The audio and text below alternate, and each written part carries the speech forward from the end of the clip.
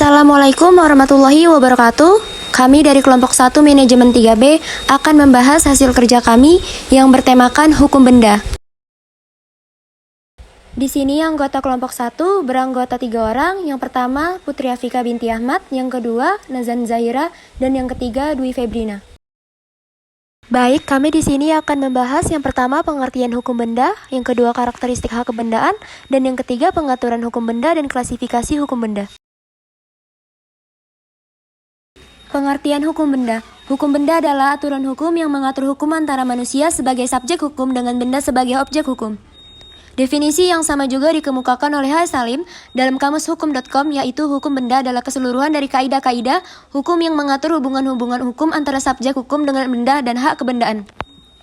Intinya dari hukum benda atau hukum kebendaan itu adalah serangkaian ketentuan hukum yang mengatur hubungan hukum secara langsung antara seseorang atau subjek hukum dengan hukum secara langsung antara seseorang subjek hukum dengan benda atau objek dari hak milik yang melahirkan berbagai hak kebendaan atau Zakelizik Recht. Dengan kata lain, hukum benda atau kebendaan adalah keseluruhan kaidah-kaidah hukum yang mengatur mengenai kebendaan atau yang berkaitan dengan benda. Kebendaan di sini adalah segala sesuatu menyangkut tentang pengertian benda, pembedaan, benda, dan hak-hak kebendaan dalam hal lainnya yang menyangkut tentang benda dan hak-hak kebendaan. Hukum benda mempunyai sistem tertutup, closed system, artinya seseorang tidak dapat mengadakan hak kebendaan selain yang diatur dalam buku 2 KUH Perdata, undang-undang lainnya atau jurisprudensi. Jadi orang yang hanya dapat mengadakan hak kebendaan sebagaimana telah ditetapkan dalam undang-undang. Artinya jumlah hak kebendaan terbatas pada apa yang hanya disebut dalam undang-undang atau setidaknya jurisprudensi. Berbeda dengan sifat pengaturan hukum, perikatan mempunyai sistem terbuka, open system, artinya seseorang dapat mengadakan hak perorangan yang lain, selain yang telah diatur dalam undang-undang. Dengan sistem terbuka tersebut, setiap orang bebas atau dapat mengadakan perikatan atau perjanjian yang dapat menimbulkan hukum, baik telah atau belum diatur dalam undang-undang. Artinya jumlah hak perorangan tidak terbatas pada apa yang telah disebutkan dalam undang-undang, di mana setiap orang dapat mengadakan hak perorangan berdasarkan kesepakatan bersama, sepajak tidak bertentangan dengan hukum, ketertiban hukum, dan kepatutan dan kesusilaan. Karakteristik hak kebendaan. Hak kebendaan mempunyai karakteristik bila mana dibandingkan dengan hak perseorangan. Perbedaan antara hak kebendaan dan hak perseorangan sedemikian tajamnya. Hal ini dapat diuraikan sebagai berikut. Yang pertama, hak kebendaan merupakan hak yang mutlak, yaitu dapat dipertahankan terhadap siapapun, tidak sekedar pada rekan sekontraknya saja, tetapi juga kepada pihak-pihak lain yang mungkin di kemudian hari ikut terkait di dalamnya.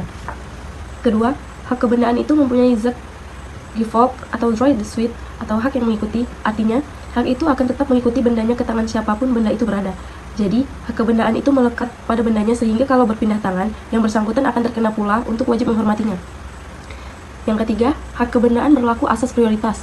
Artinya, bahwa hak kebendaan yang lahir terlebih dahulu akan diutamakan daripada yang lahir di kemudian. Dengan begitu, saat kelahiran hak itu memegang peranan penting, karena yang lahir terlebih dahulu akan dibayar paling awal, sedang yang belakangan harus menunggu yang ada di depannya. Keempat, hak kebendaan mempunyai droit de préférence atau hak terlebih dahulu. Adanya preferensi ini diatur dalam pasal 1133 BW, bahwa pihak yang memiliki hak kebendaan ini dalam hal pelunasan harus lebih didahulukan pembayarannya. Seketika kalau benda yang dijadikan objek, hak tersebut laku dalam pelelangan.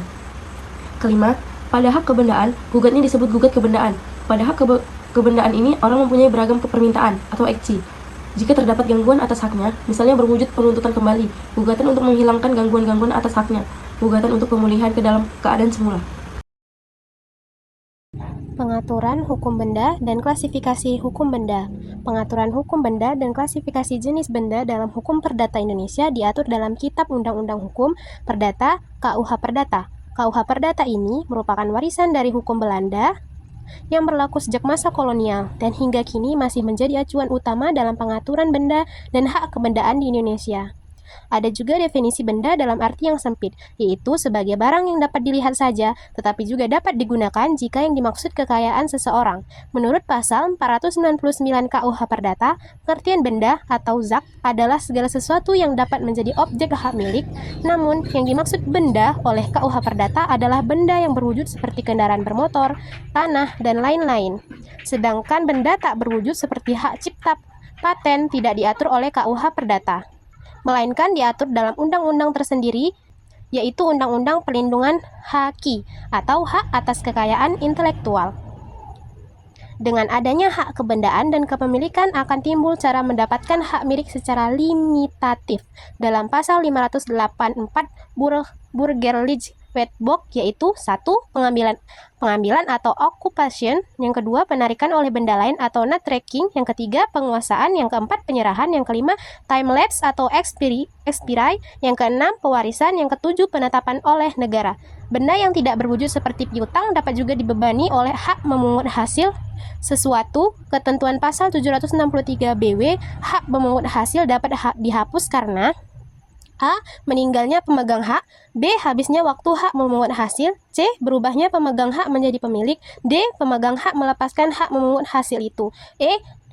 Kadaluarsa, yaitu apabila pemegang hak tidak menggunakan hak tersebut selama 30 tahun. Yang F. Musnahnya benda yang dibebani hak memungut hasil ini. Jika didasarkan pada Undang-Undang Klasifikasi Benda dalam hukum terbagi dalam 4 kategori. Sobakti memaparkan, yaitu diantaranya yang pertama, benda dapat digantikan dan tidak dapat digantikan. Yang kedua, benda yang diperdagangkan dan benda yang tidak dapat diperdagangkan. Yang ketiga, benda yang dapat dibagi dan tidak dapat dibagi. Yang keempat, benda yang bergerak dan tidak bergerak. Baiklah, itu saja penjelasan dari kelompok 1 mengenai hukum benda. Wassalamualaikum warahmatullahi wabarakatuh.